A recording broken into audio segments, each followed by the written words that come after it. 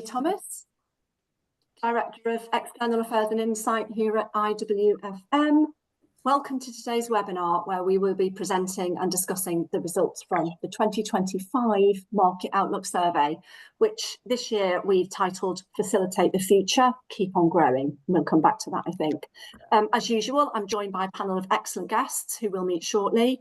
Now, followers of IWFM Research will know that this is our State of the Nation report, providing a comprehensive picture of how the UK market has performed over the last year, how it might do in the coming 12 months, and we'll pulse you on that today, and all the positive and negative factors that you're wrestling with. And I want to dig into some of that today with our panel. Just for context, on this webinar a year ago, we were discussing last year's report, Keep on Investing, as the nation prepared for a general election. Rishi Sunak was still the Prime Minister, and 12 months on, which feels a bit like a world away as the world reflects on, well, actually today, 80 years since VE Day, it feels like a different age. And in fact, the world order seems itself to be shifting. That's probably another way of saying that a lot has happened in a very short space of time. And it hasn't all felt like good news. Yet for the profession and sector, for the workplace and facilities profession and sector, we do bring encouraging news. And against a really volatile backdrop, our tell from the first months of this year, we surveyed in January and February, is that optimism is well and truly alive in the sector, and it wants to be nurtured, and it wants to be cultivated in the coming year. And hopefully we'll discuss some of that with our guests today and also hear your perspectives on that too. And we'll see, I think, that a positive validation best describes what has transpired in the last year. And just we'll hear a more detailed analysis as we go through, but if I had to summarise the research in a couple of sentences, I think 4 key themes have emerged from it really. There's evidence of growth in the market. The positive trends we saw last year have intensified, actually, in some areas. Perennial challenges remain, and it won't be very difficult to guess what they are. And we're also seeing 2 red flags emerge on sustainability and also on EDI. Critical areas driving growth remain positive. Long-term worries around space and investment in space seem possibly beaten as more organisations report an increase than a decrease in area of space managed. But again, there'll be some perspectives on that. And I think, as I said, good news is that respondents really did heed our call to keep investing in key areas that drive productivity, with technology taking the top spot, followed by carbon reduction solutions and skills. And again, we'll dig into more of that later. So last year we said the sector was investing in the right areas and that the outlook was right. Today we encourage it to keep investing in those areas, and let's see what we think is transpiring from today. On the report itself, we've made enhancements. Our enhancements have continued from the last couple of years. We've spotlit specific areas that my colleague Melissa will take us through as we go on, and really focused on changing delivery expectations, challenges on 2 special topics really this year: technology and data, and recruitment and skills. And we'll dig into that. As usual, we comment on the findings as we go through, and we will run the session by looking at the key trends from an organisational and market perspective, and then we will examine key findings related to data and technology, and also in recruitment and skills. My colleague Melissa, who led the research, will take us through the findings, and then I will discuss those findings with our excellent panel, who I will ask to introduce themselves in a second. Before I do that, I'd just like to say 2 things. Firstly, thank you so much to everyone who participated in our research. The insights wouldn't be possible without you, and you really rallied again this year to give us your insights, so thank you so much. And secondly, as always, we'd like to open up the discussion for questions. So please put your questions in the Q&A box, and I will pick them up and put them to our panel as we go through. Without further ado, I'd like to introduce my excellent panel. Can I have Matt first and perhaps then Sarah? Just who are you? Where are you from? Tell us a bit about yourself. Thanks, Jenny. And then just to echo, I think it's great that we do this survey for the industry, getting both perspectives from organisations and service providers. So long may it continue. Hi, everyone. I'm Matt Chapman. I'm Chief Exec of a national soft services FM provider called SBFM, and we're based in Leeds, although I'm in London today. Hi, I'm Sarah Awkward. I just want to echo Matt's comments about the conversations and the market outlooks and the surveys that we do run for this. I think it's really important to keep those discussions going and to keep the survey going. It's really topical and helps us shape ourselves and improve ourselves throughout the sector. I'm Sarah Awkward, as I say. I'm National Facilities Manager for Maritime Transport, and I head up their FM division in-house. Well, welcome to you both and thank you to you both. And I think we will come back to you in short order, but first of all, Melissa, you led this research, you know what's in it. It's over to you. Thank you very much. So as we looked at last year's theme, as Jenny says, to keep on investing, that's what we're seeing as well in this year. Can I have the next slide, please? So just to give a rough agenda for today, we're just going to run through the key findings. We've done the introduction, and then we will have a session later with the discussions following some of the trends that I'm going to be talking about today, and then finally any further Q&A sessions. Right, to put things into context, we ran, as Jenny said, we ran the survey earlier in the year in January and February, where the world was a different place.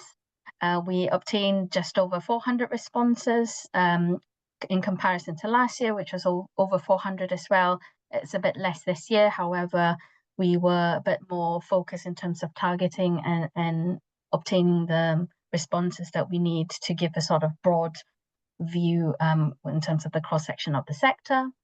80% of the respondents were within managerial roles, and 36% were in senior management roles within both client and service sides. So moving into budgets as a sort of first topic we looked at, last year we had highlighted particular concerns about inflation. These concerns still remain in terms of employment costs. As everyone is aware, with the national insurance rising, we're seeing a large proportion of respondents reporting an increase, 4% up from last year. We're also seeing this in terms of cost of supplies, driven by inflation and supply chain issues. And the key finding we're flagging this year is that 43% of respondents have reported an increase in budgets this year, which is positive, but this is still hampered by concerns in terms of inflation. So before we move on to the findings from our survey in terms of insourcing and outsourcing, we have a quick polling question for the audience. So if you would please take a moment to answer the following question that will pop up on your screen, please. Thank you.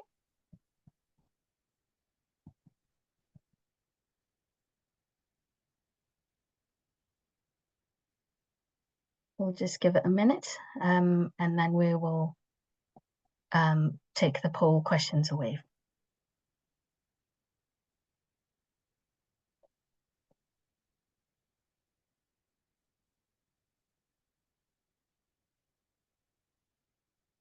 Okay, can we have a look at what the results are showing?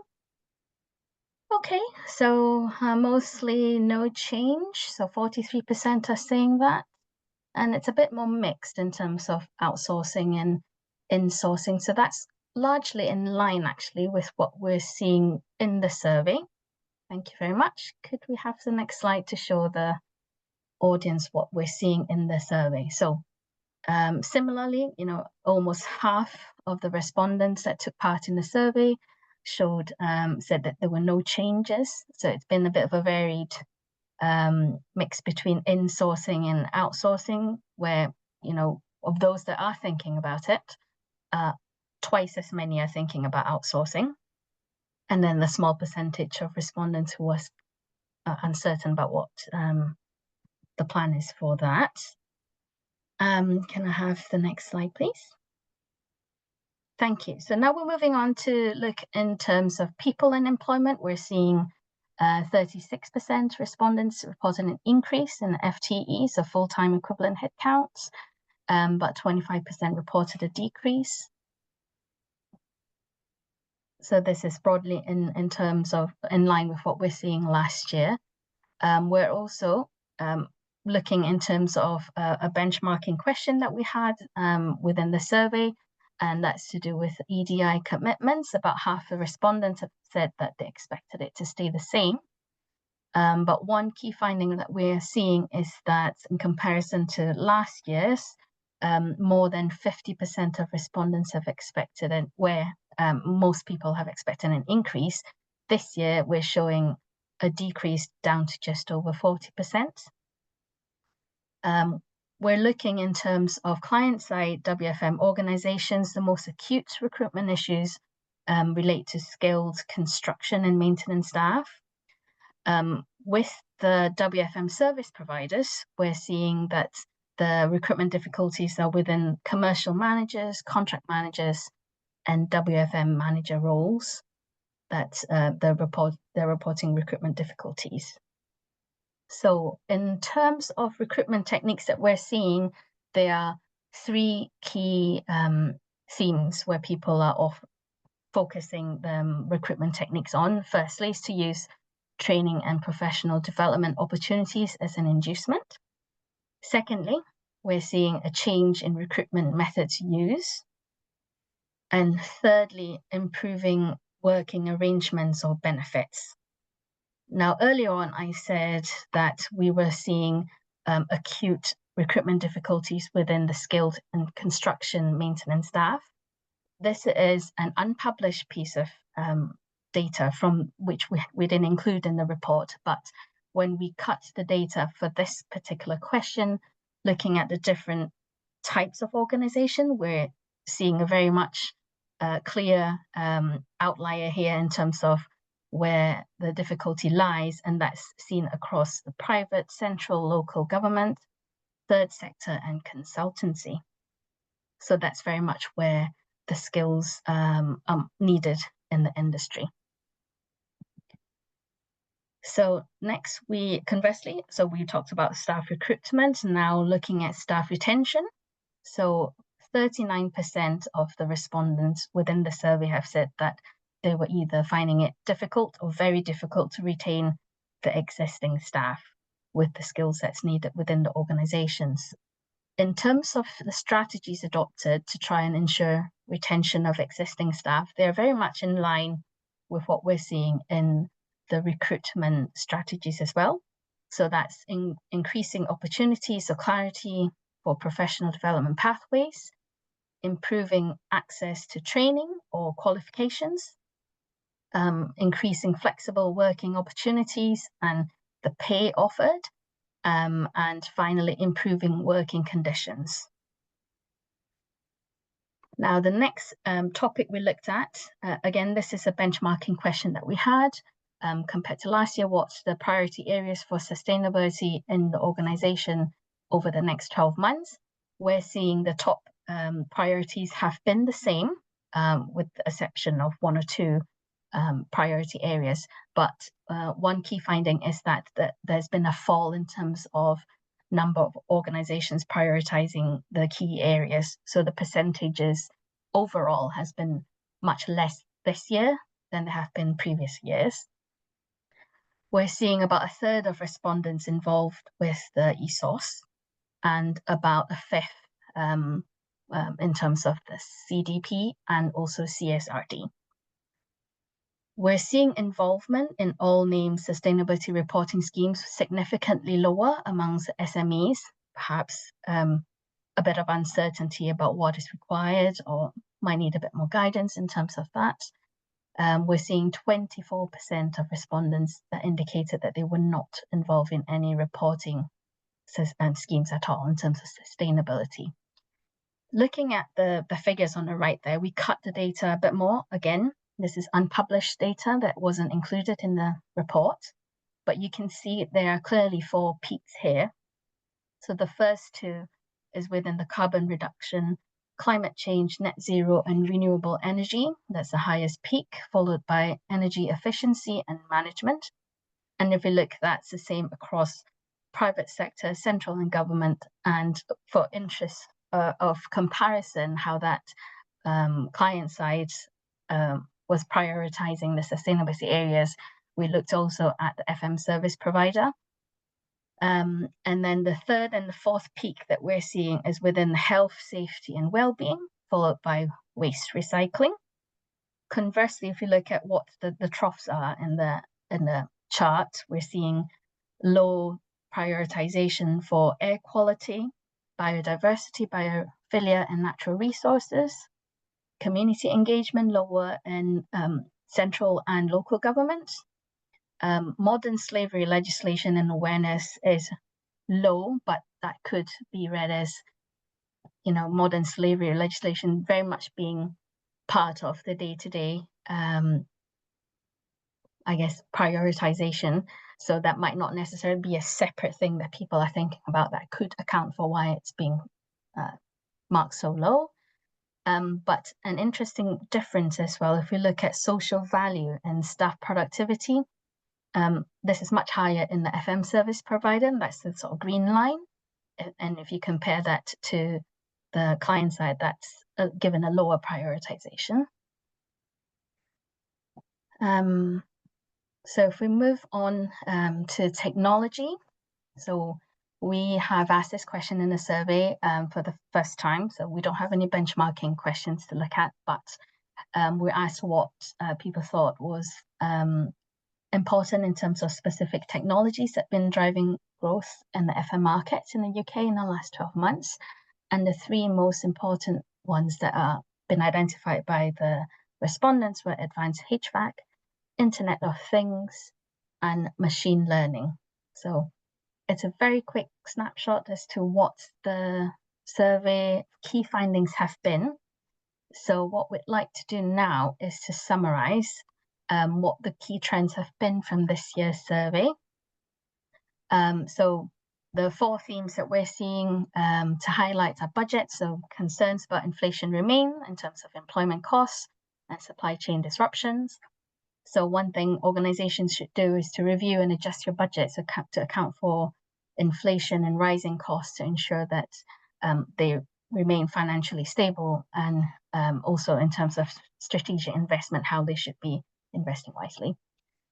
Insourcing and outsourcing intentions. So that showed that there have been varied intentions depending on, your organizational goals might be. So what we would suggest is perhaps evaluate the benefits and drawbacks of both insourcing and outsourcing and make the right decision for your organization in terms of resource availability as well as the skills that you have within your organization.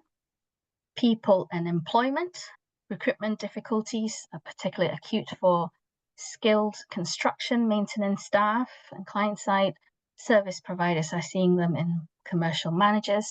So focusing on the talent acquisition and retention strategies that perhaps we have seen within the survey, especially for critical roles, to try and address recruitment challenges and to support your organizational growth.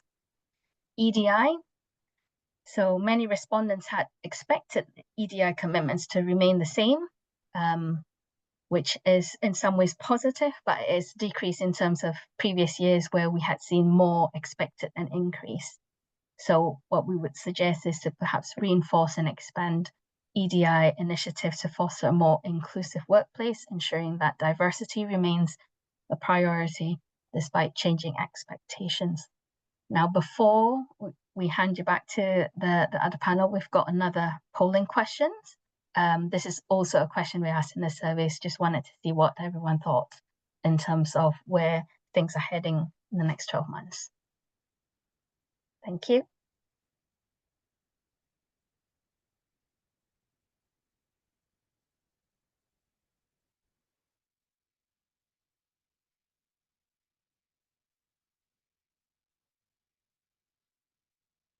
Okay, shall I hand it back to you, Jenny, to run through the results of the poll and to take it forward with the panelists?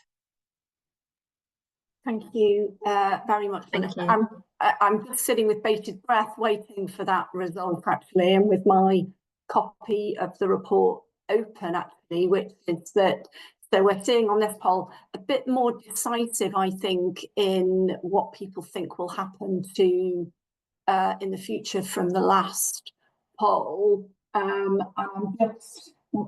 We've got more people thinking it will worsen, so actually it will worsen. Oh no, actually a bit more optimistic. We've got 28% in the research saying that it will worsen, and 18% of this audience think it will worsen. But we've got quite a large neutral block, haven't we? We've got so only 7% didn't know when we surveyed in January and February, and actually now 24% of our respondents here today don't know. And I think that is just a reflection probably of the turbulent times we're in. But maybe that's a really good way, a good segue into the views of Sarah and Matt on this in terms of, well, perhaps Sarah, if I can come to you first, what do you make of the findings overall? Are they recognisable to you? Are you surprised by them?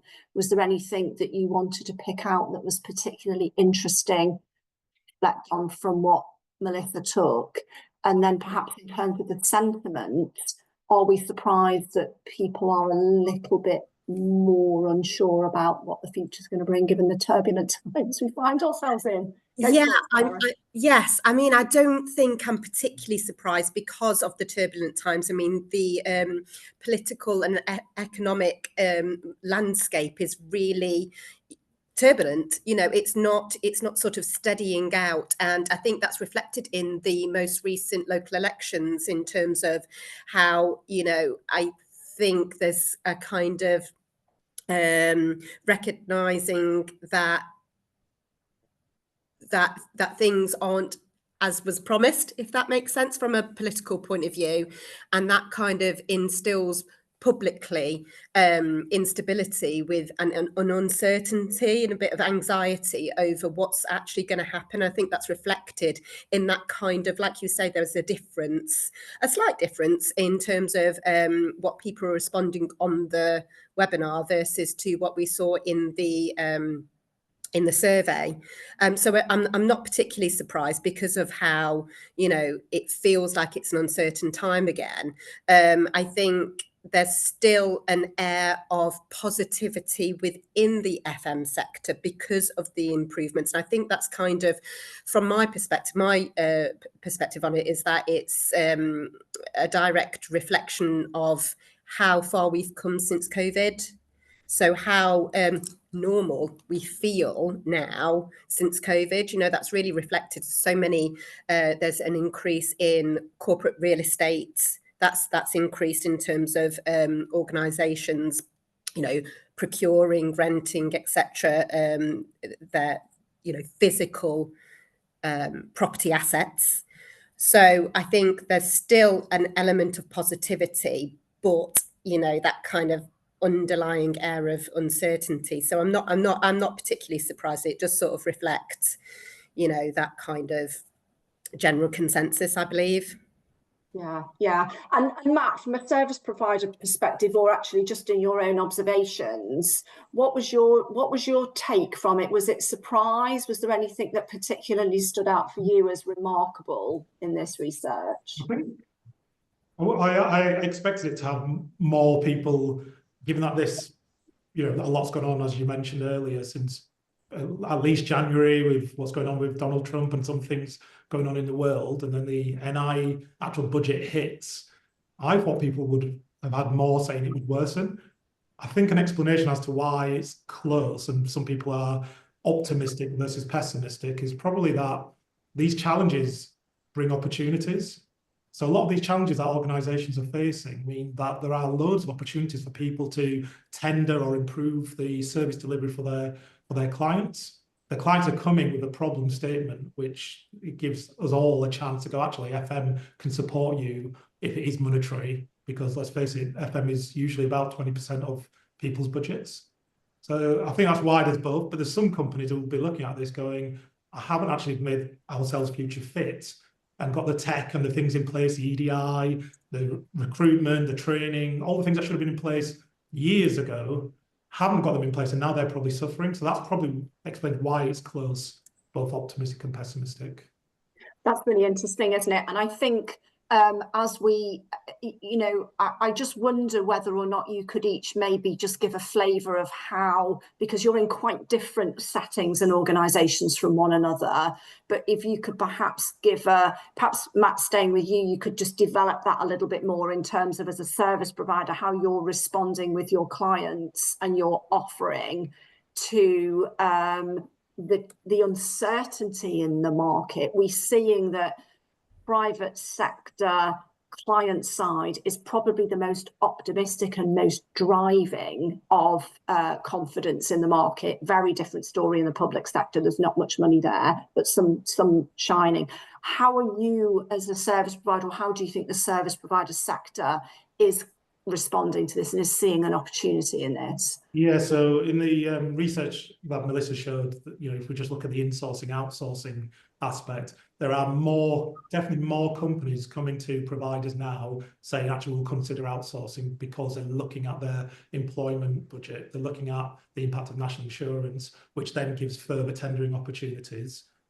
On the flip side, you probably saw there was a bit of an increase on the people going in-house in private sector or considering it. And I think that also comes from a position of people not really seeing the true value of FM in the skills, the training, the management of people. So they think that they can do that themselves.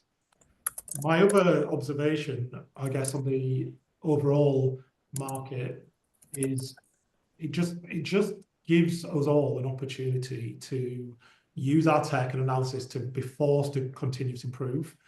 But my concern is, and I'm predominantly talking from a soft FM perspective, mainly cleaning, we're already at the minimum. So what we're seeing is, if you're at the national living wage, if they don't pay the real living wage, and the hours have already been linked with all our productivity assessments, where else can you go? So then you are looking at what can you do with management, how can you utilize automation, and then is it just down to, are we asking companies service providers to eat into their profit? So we're seeing a lot more, I guess, organizations looking at rights to be able to control or make variation to their contractual obligations with a view to saving budget. Where it gets really interesting is, actually, if you go lower than the lowest, something has to give. Therefore, it's about expectations. And I think there's an increased number of clients who actually understand. I can name a few in the entertainment industry or sector, where they understand actually now, if they are reducing specification, the building user experience will be hit, and therefore the audit expectation may need to come down. On the flip side, we equally have clients who want to speak with us and want the same kind of audits, the same building user experience, but for less money. And that's where you then get this kind of clash, and that's where the problems arise, which makes me a bit more pessimistic when I look at the market. Yeah, and that's a real challenge, isn't it, Sarah, when you think about operating in an environment with constrained costs and constrained budgets? Because I want to really develop this conversation with both of you here, because we've heard what Melissa's had to say about skills. We've also seen where organisations are investing, but the fact is budgets haven't quite kept up pace with the opportunity and the growth. And as you say, Matt, something's got to give somewhere. And there are technological improvements that can help organisations operate more efficiently. We've seen investment in tech go up. Do you both think that there's a relationship between the investment in tech and tight budgets with a view to being more efficient, or do you think they're two separate dynamics and costs are getting tighter, although there's optimism on the private sector client side, and it will always be this kind of tension, sometimes a creative tension, Matt, between how you can always deliver a better service, a better experience, but do more with less, the old cliche? Yeah, do you want to go first? That was more a statement than a question, sorry. Yeah, I suppose I just wanted each of you to try and reflect on those tensions and whether or not I'm drawing a false relationship between things, and really just how it is from you as the service provider, Matt, and then from you, Sarah, perhaps on the client side, how it is in your experience too. Okay, yeah, sure. So I think it is separate. I think tech is many different facets. So technology, there is now, I think, in facilities management, an expectation that people get what they are paying for and they understand what the delivery is. Long gone, and I'm going back, time and attendance systems are beyond 10 years previous. It should just be a expectation that you know who is in your property, both from a safeguarding perspective and actually then a delivery of hours to budget. So there is what I would call your target operating model tech stack and expectation, and that will help people then find those kind of nuances or ways that we can improve.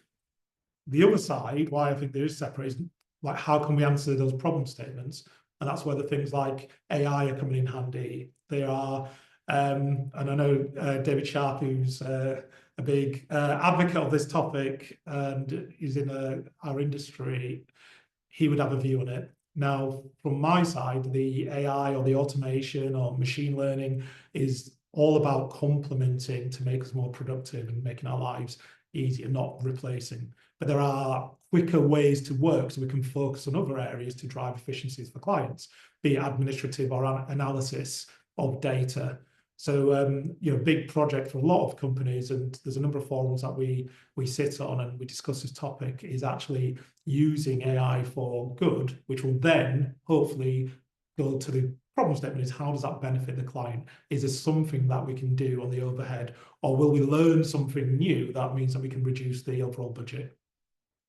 Yeah, a couple of questions have come in. One, I'd like to put them both to each of you, but Sarah, do you just want to give us a quick reflection on the costs and budget challenges question for how you're experiencing that? Yeah, so for us, any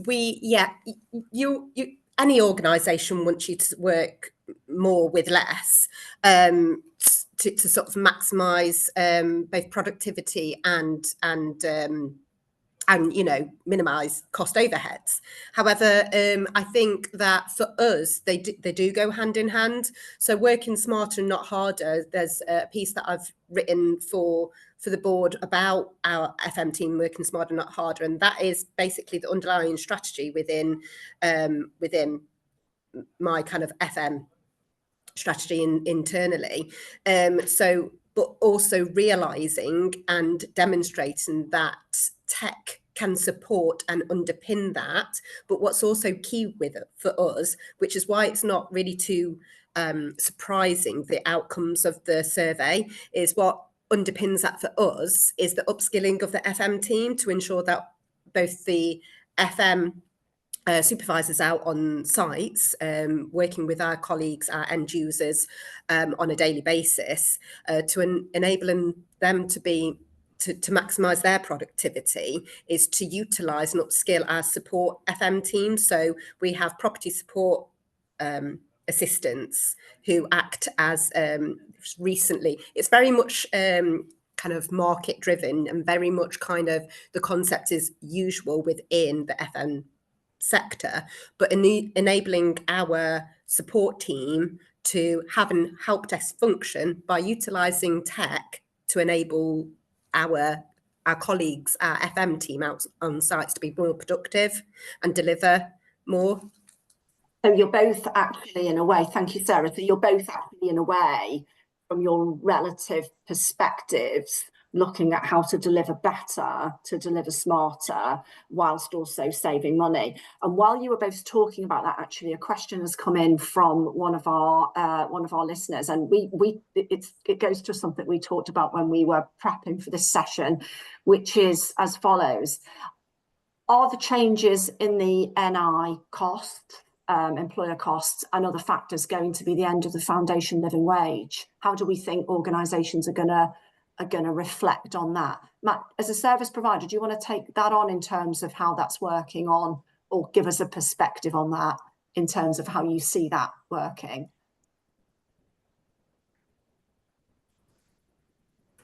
So the impact of the recent national insurance increases on what may happen with the wages.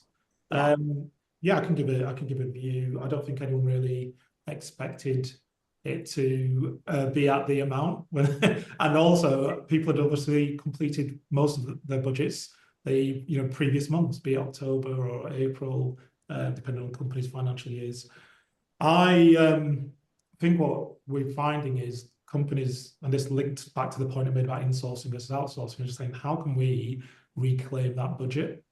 And we're now looking at, actually, it's not about the hours, and you can't go lower than the living wage. We've actually had a increase as an organisation in some companies who were real living wage foundation providers, so they'd signed up to say they would pay the living wage, now going, that's not for us, we can't afford it. So they've actually lost that badge of honour or doing the right thing, which links to, I think, some of the survey findings on sustainability, ESG strategy. But equally, then it means that something has to give. So a lot of that focus has been not on the actual wage rate, it's been on the specifications. It's like, what can we take out of the specification to be able to provide a service that just can tick a box? And I think that's where some organisations have to almost categorise themselves. Are they investing in their property and protecting and making sure it's got this high building user experience expectation, or are they just using some of the facilities management as a commodity and it's just a kind of necessary evil that they just need to have? And once they understand that, if it is just a commodity, then their expectations will change. Just the only thing I would add to that is, when we talk about a client is not just, it's not just one person. I think, Sarah, you mentioned your team and your recommendation to your board. So we're seeing that actually, when we break down who the client is, procurement and say finance will have this ultimate goal of offsetting the national insurance increases. But then, let's say in the entertainment, be it a cinema or in a bar or pubs, the actual general managers, the people who are delivering that service, they've still got that expectation. They're trying to do the best of their job for the people who are in that building, be it the whole customer journey. And I think there is a disconnect. So the kind of rallying call is, if we are lowering budgets and our expectations come down from the central office, we need to make sure our field-based teams are on that same journey and understand why. Because I feel like FM sometimes gets the kind of raw end of the stick and get blamed for some of the standards going down. Yeah, and it's a hard one, isn't it? And it almost feels as if you want to kind of continuously talk about the value and really emphasize the value. And it's been I think the kind of shock to the sector, the shock to the economy of that decision, and the impact of that is still rolling out.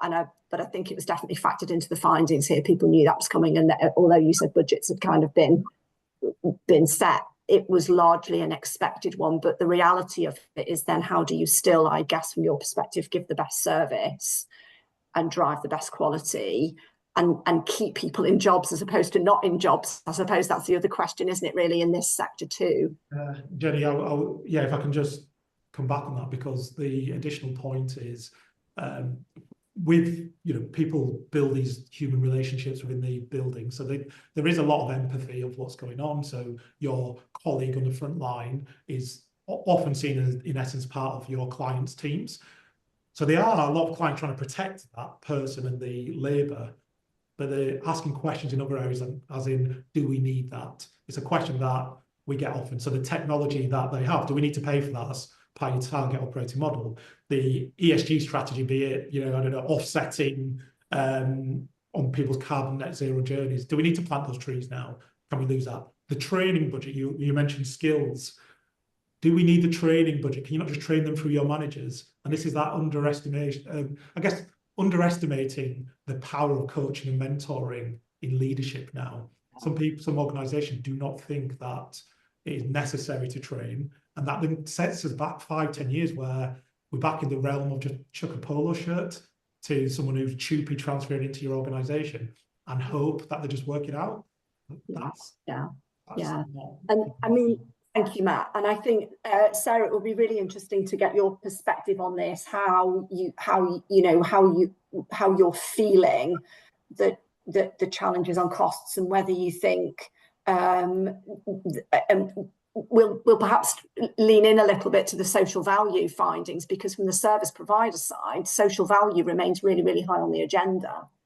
But in terms of what you're seeing, Sarah, in terms of pay, and whether or not you think there is an impact on pay directly as a result of this pay bill increase, or whether or not you think it will level itself out in different ways. Can you give us a perspective on that? What are you seeing? What are you sensing?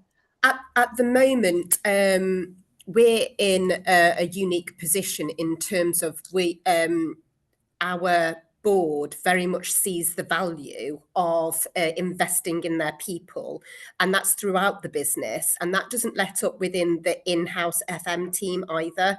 So they see that investment in the people from a training perspective and from NI, they will see that return on investment within productivity, service provision, quality of the workplace, directly impacting on well-being and productivity with the core business. So we are in a very, I've always thought that we have, our board, our CEO does see the value of investment in both the work environment and the quality thereof and their people, and they kind of go hand in hand. So there is a kind of a strategic and high level understanding of that there is a return on investment in those areas. So we wouldn't necessarily see currently a direct impact, but I believe that those conversations will and are happening. However, what we are doing and have continue to do within my FM department is that we're leaning and wanting to develop more on vested partnerships within our supply chain. And that's really important within these kind of turbulent, uncertain times, so that we can demonstrate even more that return on investment whilst maintaining that service provision. So that also demonstrates the value of strategic FM and investing in the FM team, because we're sort of delivering that value, and we can demonstrate how we're delivering that value to the core business. And I think that's really important from an in-house perspective. We've having, the informed, intelligent client function, being able to explain that, and your directors being open to see what that looks like. Yeah, and that actually, thank you, Sarah, and actually, Matt, well, both of you, one of the really interesting things we've seen is that regardless of, but probably while cost constraints and budget constraints are really alive in the sector and a concern, there is still a real appetite, particularly on the part of service providers, but others as well, to see social value and as really important. And although we're probably seeing a more focus on certain areas, it's not really gone away. And that speaks, Matt, doesn't it, to value still, to really a recognition that social value is really important, and it's a really important thing that the sector can bring to the economy and to the contracts it's in. Yeah, it's a really good point. It slowed, didn't it? It still had a high percentage going up, but it slowed compared to last year, people's interest on EDI, I think, from the results. But the bit that jumps out to me is, how do we make it tangible? So the results, people are still saying EDI, social value is important. That's great. I know Melissa, myself, we're on an advisory group for IWFM on this topic, but we know that in the same point of some organisations going, do we need this? There are some FM organisations removing functions and specialist interest groups and boards and EDI roles. We've seen it, we've discussed it openly. So I think a lot of people on the survey will tick and say, yes, this is still a priority, but where is the tangible investment? Because in our business, and from I guess other FMs who may be listening to this, When you're on the national living wage, it's below the poverty line. So it's literally a social value. Our business is a social value entity. Whether we like it or not, we have a duty of care to help people get above the poverty line. So it's high in the focus, but again, people don't invest or want to put into those training programs to really develop the communities or the individuals further. I mean, so what can you do about it? I think organisations are having to train their trainers in actually being everything, not just being the area manager or ops manager who can show someone the tools. There have to be someone who really nurtures, coaches, and helps people's education. And the other side of it is, can you make your learning platforms digital so that actually you're not needing the labour cost? I personally think face-to-face training is, it's like in sports, you have one-to-one coaching or team coaches for a reason. All the footballers and rugby players, cricketers, and the like do not just look at a video. So you're losing something. However, it will help. But some companies are not still focusing on that. And I think the question is, how do you make it tangible if you think EDI is still important? What is the investment, and will companies pay for it? And it leans us right back in, Sarah, doesn't it? Skills. It leans us right, Matt's points about how you make that tangible, how you make that real, but also how you think about EDI. It's part of, I really wanted to get this. I've got two really great questions from the panel that I want to put to you both, but I also wanted to touch on skills as well as a thing in itself, because aren't we really, if you look at the demographics, if you look at what's happening in the economy, if you look at, we've got an aging workforce, that's just a fact. So people are leaving the workforce, but having a more open approach and thinking about EDI as a strategic response to, well, a skills crisis just for one, to widen your talent pool, why wouldn't you do that, is a really important response to skills, Sarah, is it not? How are you seeing that? Sorry, can you rephrase the Sorry, that was a waffle with a question at the end. We talked about, well, we've seen not a dropping off on EDI, but we've seen a cooling, I think.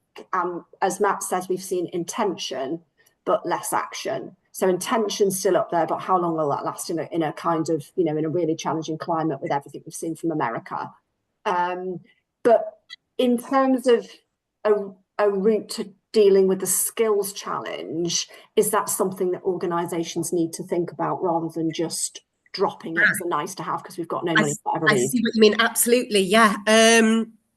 It's something that I've sort of mentioned in conversations previously, most recently actually, and something that our Midlands, I didn't mention on my introduction that I'm chair of the IWFM Midlands Committee, and we're looking to develop and we are developing, it's very much in its infancy, an education strategy. And that doesn't necessarily just mean about universities and schools. It will evolve over time.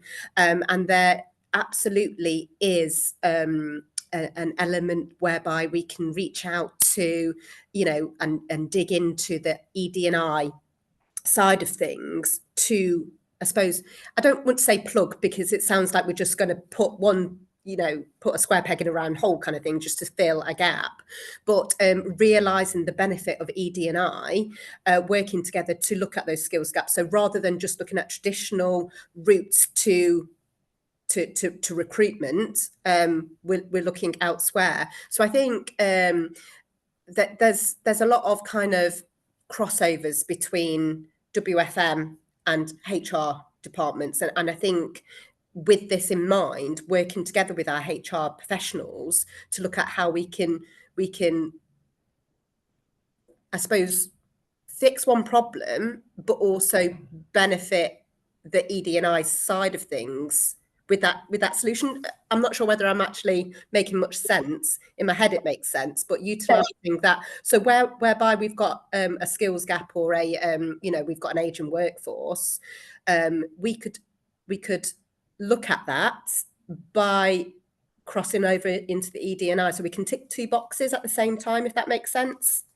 It makes, I think what I'm hearing you describe, and I think Matt would agree with this, is that there's a strategic response to this. It's not an add-on thing that you can add on or take away if you can afford it or can't afford it. The same, I think, would go for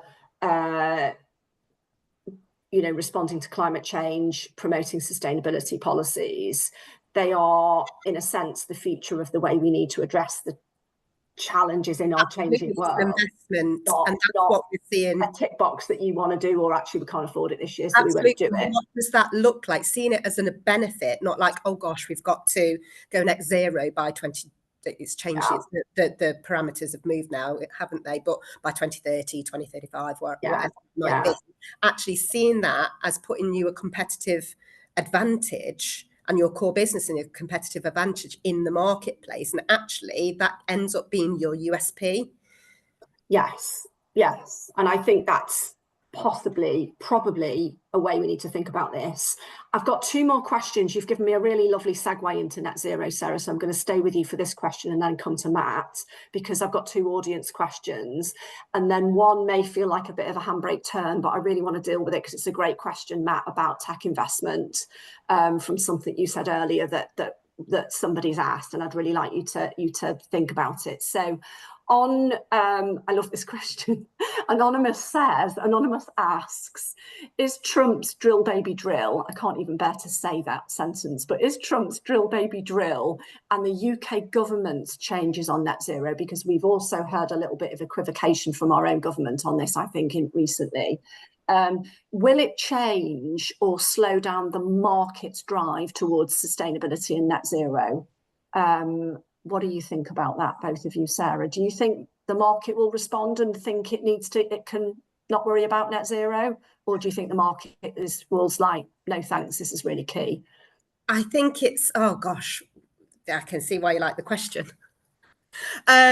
It's when I heard about this, and when it was when Trump obviously came into power, I was thinking, here we go, this is, so I wasn't surprised that he said what he said, because he took US out of COP. So, and I just thought it's such a dangerous place to be, to have a leader of the biggest nation, one of the biggest nations in the world, to have that attitude. It's a dangerous place to be, because there is I'm a tree hugger at heart, so I would like to think that it wouldn't. I'd like to think that those in positions of authority would realise the benefit, both commercially and that it is the right thing to do for our world and for the next generation, is to safeguard our environment. I don't think I really have. I wish I did have the answer. I'm very much on the fence, because it makes me really nervous that it will end up making people go, I don't have to think about the environment anymore. I don't have to think about the world because of this. So I think I have a nervousness that it will be, but I do hope that people within those positions of power will actually realise it is the right thing to do. So I'm still hopeful. I don't know whether that answers the question really. Most predictions, Sarah, I read are wrong, but let's just see what we get to. And Matt, if we look at the findings, across the kind of range of sustainability measures that we look at in the Outlook survey, one of the things I was really encouraged by, and I think you'd agree with this too, Sarah, is that net zero and energy efficiency, both areas that the sector can make a massive impact on, we're both up there. So Matt, are you give us a gauge? Where's Matt Chapman on this? Are you an optimist that the sector's really gonna just go for it, Matt, or are you a bit pessimistic? Where are you landing? Okay, I love whoever wrote the drill baby drill, so the fossil fuel drill in action, and I really wanted to give my opinion and comment on that. I think these leaders who do say things like that, Donald Trump, and if it's Mr. Starmer or whoever else, they underestimate the impact they have on people, and that people then take those as verbatim and then make actions. So you mentioned, Sarah, earlier about kind of sustainability, electric vehicles. It went out that we want to be kind of neutral 2050, and everyone went 2030, and then everyone started buying electric vehicles before we even had the infrastructure, because they thought, Christ, the petrol and diesel cars are going and they're just going to get shut down, because I just heard commentary. So I actually think when they make these comments, there are businesses out there who are actually going, actually, this is not going to be our problem. And we're just going to go back to the latter end, which is 2050, and kind of, I guess, relax on where a lot of them went to 2030, 2040. I don't hear that much. From a service provider, we're trying to mirror what our clients want. There's only so much we can do within our business. We can solar panels, like everybody else, electric vehicle, fleets, chemical-free products. But actually, the big kind of deliverables are done by us being part of our client supply chain. So I think it is still in tenders, but again, in reality, well, it's not even a thing. I know some clients have actually said, yeah, don't worry about that. They're putting it on the back burner, and they're probably thinking US, UK Gov are not as on board anymore, so it's not a key priority for their business. And thank you, both of you. And it will be really interesting. We're about to launch our sustainability survey, actually, I think at the beginning of June that launches, but it will be really interesting to dig into this a bit more in terms of what the market feels, because from the last 12 months to now, and we saw it again in the findings of this survey, this sector is still very invested in achieving net zero and in achieving energy efficiency. Not the only two areas, but absolutely there's a load of other areas, aren't there? You know, circular economy, water security. You know, we hear horrific stories about every time you Google search, it has an impact on the planet's water, and even all of the IT stuff we're talking about. So it's not going to go away. And I think, you know, my perspective, for what it's worth, would be that governments are transitory in a sense, whereas this challenge and the sector's ability to impact this challenge are huge and phenomenal, and actually existential. I'll even use that big E word. I'm really conscious, I've loved talking to you two so much, and I always think we should have 90 minutes for this webinar. I don't know whether our audience thinks we could make them longer. Perhaps they can feedback on that in the chat if they do think we could make these conversations a bit longer, but we are out of time. And there's lots we could have continued to talk about on this. Thank you to everybody who's joined us today. There is a recording in the chat of, in the chat we will circulate a recording, excuse me, of the slides and of the session today for anyone who wants to catch it up. Here's a QR code to download our report. Thank you for anyone who joined us, and also to my excellent panel.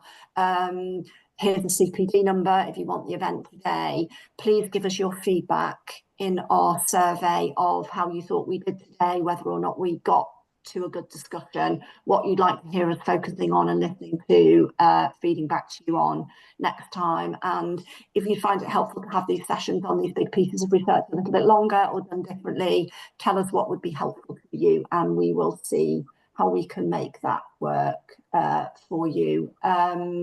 We'll be back soon with more insights. In the meantime, have a very, very good rest of the week, and we look forward to engaging with you next time. I think, my colleagues, that is all from me. And there's no more slides. Lovely. Thank you very much, everybody. Thank you. Have a good day. Bye.